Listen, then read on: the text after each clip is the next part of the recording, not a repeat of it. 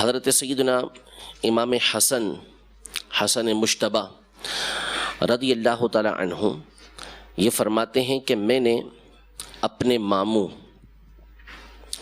ابن ابی حالہ یعنی ہند بن ابی حالہ، یعنی یہ ان کے ماموں تھے حضرت حسن مجتبی رضی اللہ تعالی عنہ کے، حضرت فاطمہ زہرا رضی اللہ تعالی عنہا کے یہ اخیافی بھائی بنتے تھے، یعنی دونوں کی ماں ایک تھی، حضرت سیدہ خدیجہ رضی اللہ تعالی عنہا، حضرت فاطمہ رضی اللہ تعالی عنہا کی بھی اور حضرت ہند بن ابی حالہ کی بھی، اور والد الگ تھے، یعنی حضرت خدیجہ رضی اللہ تعالی عنہا کی جو پہلے شادی ہوئی تھی ان سے ان کی یہ اولاد تھے۔ ہند بن ابی حالہ سے حضرت حسن رضی اللہ تعالی عنہ نے سوال کیا کہ مجھے نبی کریم صلی اللہ تعالی علیہ وآلہ وسلم کے حلیے کے بارے میں کچھ بتائیے، آپ علیہ الصلوۃ والسلام کا جو جسم مبارک تھا، چہرہ مبارک تھا، اس حوالے سے کچھ ارشاد فرمائیے۔ وَكَانَ وَصَّافًا، ہند بن ابی حالہ جو تھے یہ وصاف تھے، وصاف سے مراد وصف بیان کرنے والا، حلیہ بیان کرنے والا، یعنی بعض لوگوں کو اللہ تبارک و تعالی اس بات کی صلاحیت دیتا ہے کہ وہ کسی بات کو بیان بہت اچھے انداز میں کرتے ہیں، کسی کا حلیہ بیان کرنا ہے تو ان کے بیان کرنے کا انداز دوسروں کے مقابلے میں جدا ہوگا، وہ اس طرح تصویر کھینچیں گے اس کی، اس طرح اس کا تصور بنائیں گے کہ بندے کے سامنے گویا کہ وہ صورت آ جائے گی۔ ہر ایک کے پاس یہ صلاحیت نہیں ہوتی، محل وقوع بیان کرنا ہے، جگہ بیان کرنی ہے، تو ہر ایک کے پاس اس طرح صلاحیت نہیں ہوتی کہ وہ بالکل اس طریقے سے بیان کر سکے کہ بندہ اس مقام تک پہنچ جائے۔ تو یہ ہند بن ابی حالہ جو تھے ان کو اللہ تبارک و تعالی نے یہ صلاحیت عطا فرمائی تھی کہ یہ بڑے اچھے انداز میں نبی کریم صلی اللہ تعالی علیہ وسلم کا حلیہ بیان کرتے تھے۔ یعنی دو ہستیاں اس حوالے سے مشہور ہیں حضور علیہ الصلوۃ والسلام کے حلیہ مبارک کو بیان کرنے میں، ایک یہی ہند بن ابی حالہ اور دوسرے سیدنا علی المرتضیٰ مولا کائنات رضی اللہ تعالی عنہ کی ہستی، کہ انہوں نے بڑی تفصیل کے ساتھ نبی کریم صلی اللہ تعالیٰ علیہ وسلم کے مبارک حلیے کو بیان فرمایا ہے۔ تو امام حسن مجتبی رضی اللہ تعالیٰ عنہ نے ان سے فرمایا کہ مجھے حضور علیہ الصلوۃ والسلام کے حلیے میں سے کچھ بیان کیجیے، اور نیت یہ تھی کہ اتعلق بہا، میں اس حلیے کو یاد رکھ لوں۔ وجہ یہ تھی کہ ہند بن ابی حالہ تو شروع سے ہی نبی کریم صلی اللہ تعالیٰ علیہ وآلہ وسلم کو دیکھتے رہے، لیکن حضرت حسن مجتبی رضی اللہ تعالی عنہ چونکہ جب چھوٹے سے تھے یعنی عمر کے اعتبار سے، تو اسی وقت نبی کریم صلی اللہ تعالی علیہ وآلہ وسلم نے دنیا سے پردہ فرمایا تھا، انتقال فرما گئے تھے حضور علیہ الصلوۃ والسلام، تو اتنا زیادہ حضرت حسن مجتبی رضی اللہ تعالی عنہ نے نہیں دیکھا تھا، بالخصوص بڑے ہو کے تو دیکھنے کا ظاہری نظروں سے سوال ہی نہیں تھا، تو اس لیے انہوں نے حضرت ہند بن ابی حالہ رضی اللہ عنہ سے سوال کیا کہ مجھے کچھ آپ حلیہ بیان کریں تاکہ میں اس کو یاد رکھوں۔ وَأَنَا أَشْتَهِي أَن يَصِفَ لِي مِنْهَا شَيْئًا أَتَعَلَّقُ بِهِ، حضرت امام حسن مجتبی فرماتے ہیں مجھے یہ خواہش تھی کہ وہ میرے سامنے کچھ حلیہ بیان کریں تاکہ میں اسے یاد رکھوں۔ فقال، حضرت ہند بن ابی حالہ رضی اللہ تعالی عنہ نے حضور علیہ الصلوۃ والسلام کا حلیہ بیان کیا، ایک نقشہ سیرت اور صورت کا کچھ جامع الفاظ میں کھینچنے کی کوشش کی۔ فرماتے ہیں کان رسول اللہ صلی اللہ علیہ وسلم فخمن مفخمن، کہ رسول اللہ صلی اللہ تعالی علیہ وسلم فخمن تھے۔ فخمن کا مطلب کہ جو فی نفسی ہی عظیم ہو، یعنی اپنی ہستی کے اعتبار سے عظمت والا ہو، اپنی ہستی کے اعتبار سے بہت بلند و بالا ہو، جس کے اندر اللہ تبارک و تعالیٰ نے اعلیٰ اخلاق رکھے ہوں، اعلیٰ کردار اسے عطا کیا ہو، اس کو اللہ تبارک و تعالیٰ نے صورت اچھی عطا کی ہو، جسمانی ہیبت، جسمانی وجاہت اللہ تبارک و تعالیٰ نے عطا کی ہو۔ فخمن مفخمن، نبی کریم صلی اللہ علیہ وسلم مفخم بھی تھے۔ مفخم کا مطلب یہ ہے کہ جس طرح اپنی ذات میں عظیم تھے، دیکھنے والا بھی آپ علیہ الصلوۃ والسلام کو عظیم ہی سمجھتا تھا، یعنی کوئی کتنا بڑا منکر ہو، کتنا ہی نبی کریم صلی اللہ تعالیٰ علیہ وآلہ وسلم کا انکار کرنا چاہے، لیکن جب نبی کریم صلی اللہ تعالیٰ علیہ وآلہ وسلم کی شخصیت کو دیکھتا تھا تو اس کے دل کے اندر یہ بات آتی تھی کہ یہ بہت عظیم شخصیت ہے۔ تو مفخماً دوسروں کی نظروں میں بھی نبی کریم صلی اللہ تعالیٰ علیہ وآلہ وسلم عظیم تھے۔ یتلألأ وجہہ تلألؤ القمر لیلۃ البدر، کہ نبی کریم صلی اللہ تعالیٰ علیہ وآلہ وسلم کا مبارک چہرہ اس طرح چمکتا تھا جیسے چودھویں کا چاند چمکتا ہے۔ آگے چل کے مزید آتا ہے حضرت جابر بن سمورہ رضی اللہ تعالیٰ عنہ کی حدیث میں کہ انہوں نے یہ فرمایا کہ نبی کریم صلی اللہ تعالیٰ علیہ وآلہ وسلم چاند سے زیادہ حسین تھے۔ اگلی حدیثوں کے اندر مزید آ رہا ہے کہ حضور علیہ السلام چاند کی طرح تھے۔ تو یہ ساری تشبیہات کے بارے میں علماء یہ ارشاد فرماتے ہیں کہ یہ صرف سمجھانے کے لیے ہے، یہ صرف سمجھانے کے لیے ہے، ورنہ شارحین نے اس بات کی تشریح کی ہے کہ چاند سورج کا نور نبی کریم صلی اللہ تعالیٰ علیہ وسلم کے مقابل کچھ بھی نہیں تھا۔ ابن جوزی رحمہ اللہ نے یہ روایت نقل کی کہ جب نبی کریم صلی اللہ تعالیٰ علیہ وآلہ وسلم کسی چراغ کے سامنے ہوتے تو آپ کی روشنی چراغ کے اوپر غالب آ جاتی ہے، جب آپ سورج کے سامنے ہوتے تو سورج پر آپ کی روشنی غالب آ جایا کرتی تھی، یعنی جب اللہ تبارک و تعالیٰ آپ کے نور کو ظاہر فرمانا چاہے۔ تو حضور اکرم صلی اللہ تعالیٰ علیہ وآلہ وسلم کا چہرہ مبارکہ چودھویں کے چاند کی طرح چمکتا تھا۔ اطول من المربوع و اقصر من المشذب، اس حوالے سے پہلے گفتگو گزر چکی ہے کہ نبی کریم صلی اللہ تعالیٰ علیہ وآلہ وسلم کا جو قد مبارک تھا وہ معتدل تھا، نہ چھوٹا نہ بہت زیادہ لمبا، لیکن درمیانی قد سے کچھ نکلتا ہوا اوپر کی طرف قد نبی کریم صلی اللہ تعالیٰ علیہ وسلم کا تھا۔ ٹھیک ہے، مشذب کہتے ہیں ایسے شخص کو کہ جو بالکل دبلا پتلا ہوتا ہے اور لمبا ہوتا ہے۔ تو حضور علیہ السلام کا قد مبارک ایسے لمبے قد والے سے کچھ کم، اور جو معتدل قد ہوتا تھا اس سے کچھ بڑا آپ علیہ السلام کا قد مبارک تھا۔ اس پر گفتگو پیچھے ہو چکی ہے۔ عظیم الہامتی، نبی کریم صلی اللہ علیہ وسلم کا مبارک سر قدر بڑا تھا جو آپ کی سرداری پر، آپ کی عظمت پر دلالت کرتا تھا۔ رجیل الشعر، آپ علیہ السلام کے بال مبارک نہ بالکل گھنگریالے نہ بالکل سیدھے تھے، بلکہ معمولی سا اس میں گھنگریالا پن تھا، گھومے ہوئے تھے۔ ان فرقت عقیقتہ فرقہا و الا فلا، اگر تو مانگ نکلتی تو مانگ نکالتے، ورنہ اس کو اس کے حال پہ چھوڑتے۔ یعنی حضور علیہ السلام کی مانگ مبارک اگر تو بآسانی اس وقت نکالنا ممکن ہوتا تو آپ علیہ السلام درمیان میں سے مانگ نکالتے، ورنہ بالوں کو سیدھا چھوڑ دیا کرتے تھے۔ جیسے غسل فرمایا، غسل فرمانے کے بعد کنگھی کی تو اسی وقت مانگ نکل آئی تو ٹھیک ہے، ورنہ پھر اس کو سیدھا چھوڑ دیا۔ یہ ابتدا کا معاملہ تھا۔ پھر اس کے بعد نبی کریم صلی اللہ علیہ وسلم درمیان میں سے مانگ نکالا کرتے تھے، لیکن اس میں تکلف نہیں برتا کرتے تھے، جسے آگے چل کے اس کی مزید تفصیل آئے گی۔ یجاوز شعرہ شحمۃ اذنیہ اذا هو وفرا، حضور علیہ السلام کے مبارک بال کانوں کی لو سے زیادہ تھے اور گھنے تھے، پھیلے ہوئے تھے، آگے کانوں کی لو سے آگے بڑھ جایا کرتے تھے۔ یہ بھی گزر چکی بات کہ کبھی آدھے کان کی لو تک، کبھی پورے کان تک، اور پھر کبھی کندھوں تک حضور علیہ السلام کے بال مبارک پہنچا کرتے تھے۔ ازہر اللون، نبی کریم صلی اللہ تعالیٰ علیہ وسلم کا رنگ مبارک چمکتا ہوا تھا۔ واسع الجبین، حضور علیہ السلام کی مبارک پیشانی بڑی تھی، چوڑی پیشانی والے تھے حضور علیہ السلام۔ الزج الحواجب سوابغ فی غیر قرن، کہ نبی کریم صلی اللہ علیہ وسلم کے جو مبارک ابرو تھے یہ باریک تھے، حواجب بولتے ہیں ابرو کو، ازج باریک تھے، اور آپس میں یعنی ملے ہوئے نہیں تھے، کامل تھے، پورے تھے، ملے ہوئے نہیں تھے۔ یعنی دیکھا جاتا تو حضور علیہ السلام کو غور سے دیکھتے تو یہاں پر درمیان میں گیپ موجود تھا، یعنی بالکل ایسے ملے ہوئے ہوں ایسا نہیں تھا، بلکہ درمیان میں کیا تھا، فرق تھا۔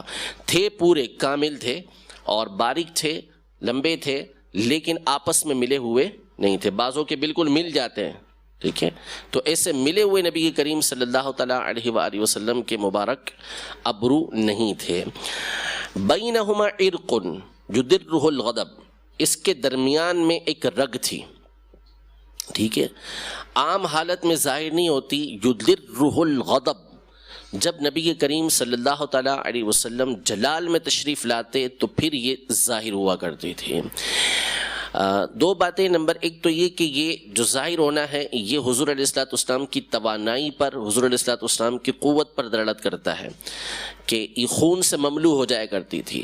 جلال کے اندر جب آپ تشریف لاتے تو یہ ظاہر ہوتی، یعنی سرخ ہوتی. اور دوسری بات یہ کہ نبی کریم صلی اللہ تعالیٰ علیہ وآلہ وسلم کا یہ غضب کبھی بھی اپنی ذات کے لیے نہیں ہوا کرتا تھا. یہ غضب اللہ تبارک و تعالیٰ کی شریعت کے لیے، اللہ تبارک و تعالیٰ کی حدود کے پامال ہونے کی صورت میں ہوتا تھا. جب کوئی ان حدود کو توڑتا تھا تو غضب فرماتے، ورنہ نبی کریم صلی اللہ تعالیٰ علیہ وسلم اپنی ذات کے لیے کبھی انتقام نہیں لیا کرتے تھے. اقن العرنین لہو نعر یعلوہ یحسبہ من لم یتأملہ اشم، کہ نبی کریم صلی اللہ تعالیٰ علیہ وآلہ وسلم کی جو ناک مبارک تھی وہ اونچی تھی، کھڑی تھی. اقن العرنین بولتے ہیں کہ یہ درمیان سے کچھ اس کا بلند ہونا. ایک تو بڑی ناک ہوتی ہے وہ نہیں، ایک اونچی ناک ہوتی ہے، کھڑی ناک جس کو بولتے ہیں، اور وہ خوبصورت ہوتی ہے. تو ویسے یہاں سے حضور علیہ الصلوۃ والسلام کا درمیان میں سے کچھ حصہ ابھرا تھا کہ جو خوبصورت محسوس ہوتا تھا، اونچی ناک تھی یہاں سے، لیکن اس کے گرد جو ہے وہ نور کا حالہ رہتا تھا. لہو نور یعلوہ، آپ علیہ الصلوۃ والسلام کے گرد نور کا حالہ ہوتا تھا. تو جو دیکھتا تھا اور غور سے نہیں دیکھتا تھا تو وہ سمجھتا کہ ساری ناک اونچی ہے، حالانکہ ساری ناک اس طرح اونچی نہیں تھی کہ یہ حسن کے خلاف ہے. تو کھڑی ناک جو ہوتی ہے، جو حسین ہوتی ہے، وہ نبی کریم صلی اللہ تعالیٰ علیہ وآلہ وسلم کی تھی. تو وہ نور کے حلقے کی وجہ سے ایسا لگتا تھا کہ پوری ناک جو ہے وہ اونچی ہے، ایسا نہیں تھا. غور سے کوئی دیکھتا تو اسے معلوم ہو جاتا کہ یہ چمک ہے، ٹھیک ہے. کث اللحیتی، آپ علیہ الصلوۃ والسلام کی داڑھی مبارک گھنی تھی. سہل الخدین، نبی کریم صلی اللہ تعالیٰ علیہ وآلہ وسلم کے مبارک گال ہموار تھے، پھولے ہوئے نہیں تھے، بھرے ہوئے نہیں تھے، بلکہ ہموار تھے، ٹھیک ہے. ضلیع الفم، حضور علیہ الصلوۃ والسلام کا منہ مبارک عظیم تھا، بڑا تھا، یعنی متوسط، ایسا بڑا کہ جو دیکھنے والے کو اچھا محسوس ہو. مفلج الاسنان، حضور علیہ الصلوۃ والسلام کے جو اوپر ثنایا تھے دانت، ان کے درمیان معمولی سا گیپ تھا، یعنی بالکل جڑے ہوئے دانت نہیں تھے. آگے چل کر اس پر بہت خوبصورت بات حدیث پاک میں آ رہی ہے. درمیان میں معمولی سا گیپ تھا. دقیق المسروبہ، حضور علیہ الصلوۃ والسلام کے سینہ مبارکہ سے لے کر ناف تک بال کی باریک لائن تھی، لکیر تھی. کأن عنقہ جید دمیۃ فی صفاء الفضہ، حضور علیہ الصلوۃ والسلام کی مبارک گردن ایسی تھی کہ جیسے کسی مورت کی گردن ہو. یعنی ایک کوئی چیز بناتا ہے بندہ، کوئی ڈمی بناتا ہے، مورت بناتا ہے، تو مورت میں دیکھا ہے وہ گردن بڑی خوبصورت بنائی جاتی ہے، ٹھیک ہے نا. تو گردن بڑی ایسی جیسے ڈھلی ہوئی ہو اور وہ چاندی کی طرح چمکتی تھی. فی صفاء الفضہ، جیسے چاندی صاف ستھری ہوتی ہے ویسے ہی نبی کریم صلی اللہ تعالیٰ علیہ وسلم کی مبارک گردن تھی. معتدل الخلق، نبی کریم صلی اللہ تعالیٰ علیہ وآلہ وسلم معتدل الخلق تھے، یعنی کوئی چیز بھی آگے پیچھے نہیں تھی، ہر عضو جو ہے وہ معتدل تھا. بادن متماسکن، بادن کا مطلب ہوتا ہے کہ بہت زیادہ بھاری نہیں، موٹا نہیں بندہ، بلکہ درمیانہ، پتلا بھی نہیں اور موٹا بھی نہیں، درمیانہ. متماسکن، جو اعضاء تھے وہ ایک دوسرے سے ملے ہوئے تھے، جس کو ڈھیلا پن کہتے ہیں وہ نہیں تھا، مضبوطی تھی جسم کے اندر. سواء البطن والصدر یا سواء البطن والصدر، کہ نبی کریم صلی اللہ تعالیٰ علیہ وآلہ وسلم کا سینہ مبارکہ اور پیٹ مبارکہ برابر برابر تھا، جس کو ہمارے یہاں ہینڈسم بولتے ہیں. ٹھیک ہے، کہ ایسا نہیں کہ سینہ باہر ہو یا پیٹ باہر ہو، بلکہ بالکل ایک ہی سید کے اندر نبی کریم صلی اللہ علیہ وسلم کا پورا سینہ اور پیٹ مبارک تھا. پیٹ نکلا ہوا بھی نہیں اور سینہ نکلا ہوا بھی نہیں، بلکہ دونوں ایک ہی سید کے اندر تھے، بالکل سیدھا نبی کریم صلی اللہ تعالیٰ علیہ وسلم کا سینہ اور پیٹ مبارک تھا. عریض الصدر، حضور علیہ السلام کا سینہ مبارکہ وسیع تھا. ٹھیک ہے، یعنی چوڑے سینے والے نبی کریم صلی اللہ تعالیٰ علیہ وآلہ وسلم تھے، اور آپ کے دونوں کندھوں کے درمیان فاصلہ تھا. جب سینہ چوڑا ہے تو پھر کندھوں کے درمیان فاصلہ یہ بھی چوڑا ہو جائے گا، پیٹھ مبارک بھی چوڑی ہوگی. ضخم القرادیس، آپ علیہ السلام کے جو جوڑ مبارک تھے، کونیاں ہو گئیں، گچھنے ہو گئے، یہاں بازوؤں کا جوڑ ہو گیا، ٹخنے مبارک ہو گئے، یہ تمام کے تمام مضبوط تھے. انور المتجرد، جسم کا جو حصہ ظاہر ہو اس سے نور ظاہر ہوتا تھا. احرام کی حالت میں ہے، چادر پہنی ہوئی ہے، تو جسم کا جو حصہ ظاہر ہو رہا ہے وہاں سے نور نکلا کرتا تھا. موصول ما بین اللبۃ والسرۃ بشعر یجری کالخط عاری الثدیین والبطن ما سوا ذلک. یہ بات بھی پیچھے گزر چکی کہ نبی کریم صلی اللہ تعالیٰ علیہ وآلہ وسلم کے سینے مبارکہ سے ناف تک ایک باریک بال کی لکیر جاتی تھی جو خط کی طرح ہوتی تھی. اس کے علاوہ آپ کے دیگر مقامات پر پیٹ پر بال نہیں تھے. ہاں، اشعر الذراعین، آپ کے کلائیاں تھیں، ان پر بال تھے، اور آپ کے کندھوں پر بال تھے. وَأَعْلِ الصَّدْرِ، اور سینے کے اوپری حصے کے اوپر بال مبارک تھے. طویل الزندین، آپ علیہ السلام کی کلائیاں جو تھیں یہ بھی طویل تھیں، بڑی تھیں. اسی طرح جو آپ کی ہتھیلی مبارک تھی یہ بھی وسیع تھی. رحب الراح، راہ بولتے ہیں ہتھیلی کو، راہ کا مطلب ہوتا ہے بڑی، تو ہتھیلیاں مبارکہ بھی وسیع تھیں. شث الکفین والقدمین، آپ علیہ السلام کے ہتھیلیاں مبارک تھیں اور قدم مبارک تھے، یہ گوشت سے پر تھے، مملو تھے، یعنی بالکل باریک باریک نہیں تھے اور بہت زیادہ موٹے بھی نہیں تھے، بلکہ درمیانی بھرے ہوئے ہاتھ تھے. اور اس پر پیچھے گفتگو گزر چکی ہے کہ اس کے باوجود حضرت انس رضی اللہ تعالیٰ عنہ فرماتے ہیں میں نے کوئی بھی ریشم نہ باریک نہ موٹا نبی کریم صلی اللہ علیہ وسلم کے مبارک ہاتھوں سے نرم نہیں چھوا. سب سے نرم نبی کریم صلی اللہ علیہ وسلم کے مبارک ہاتھوں کو میں نے چھوا ہے. سائر الاطراف او قال شائر الاطراف، انگلیاں مبارک یہ بڑی تھیں، طویل تھیں. خمسان الاخمصین، آپ علیہ السلام کے جو تلوے مبارک تھے، تلوے مبارک ان میں گھیراؤ تھا. ٹھیک ہے، گھیرے تھے یہ آپ علیہ السلام کے مبارک تلوے، پاؤں کے تلوے یہ گھیرے تھے. اور آگے چل کے حدیث پاک میں آ رہا ہے کہ پیچھے جو حصہ تھا ایڑی کا، وہ اس میں گوشت کم تھا، وہ باریک تھے. ٹھیک ہے، تو یوں حضور علیہ السلام کے مبارک جو قدم تھے وہ ان میں جو تلوہ تھا، وہ تلوے جو مبارک تھے وہ ان کے اندر گھیراؤ تھا، یعنی بالکل سیدھے سپاٹ نہیں تھے. اور مسیح القدمین، جو اوپر کا حصہ تھا ایسا تھا کہ ینبو عنہم الماء، پانی اس کے اوپر ٹھہرتا نہیں تھا، پانی اس پر ٹھہرتا نہیں تھا، نرم و ملائم تھا. جیسے ہی پانی اس پہ ڈالتے تو پانی بہتا ہوا چلا جایا کرتا تھا، یعنی درمیان میں کوئی پھٹن نہیں تھی، کوئی سلوٹیں نہیں تھی کہ پانی ٹھہرا رہے، بلکہ نبی کریم صلی اللہ تعالیٰ علیہ وسلم کے مبارک قدم جو تھے، اوپر والا حصہ، اس میں ایسی ملائمت تھی کہ پانی اوپر پڑتا اور فوراً بہہ کر نیچے چلا جایا کرتا تھا. اذا زال زال قلعن، حضور علیہ السلام جب چلتے تو اپنے مبارک قدموں کو مضبوطی کے ساتھ اٹھایا کرتے تھے. یخطو تکفین، آپ علیہ السلام اس طرح چلتے کہ گویا کہ اوپر سے نیچے کی طرف اتر رہے ہیں. ویمشی ہونن، آپ علیہ السلام کا چلنا یہ درمیانی چال چلنا ہوتا تھا اور عاجزی کے ساتھ چلنا ہوتا تھا. ذریع المشیتی، آپ علیہ السلام جب چلتے تو قدم مبارک بلا تکلف دور تک جاتے تھے، یعنی قدم چھوٹا سا اٹھتا ہے ایسا نہیں، بلکہ آپ علیہ السلام کا قدم مبارک دور تک جاتا تھا. ٹھیک ہے، اذا مشا کانما ینحط من صبب، جب چلتے تو گویا ایسا محسوس ہوتا کہ اوپر سے نیچے کی طرف آ رہے ہیں. واذا التفت التفت جميعا، جب آپ کسی کی طرف متوجہ ہوتے تو پوری طور پر متوجہ ہوتے.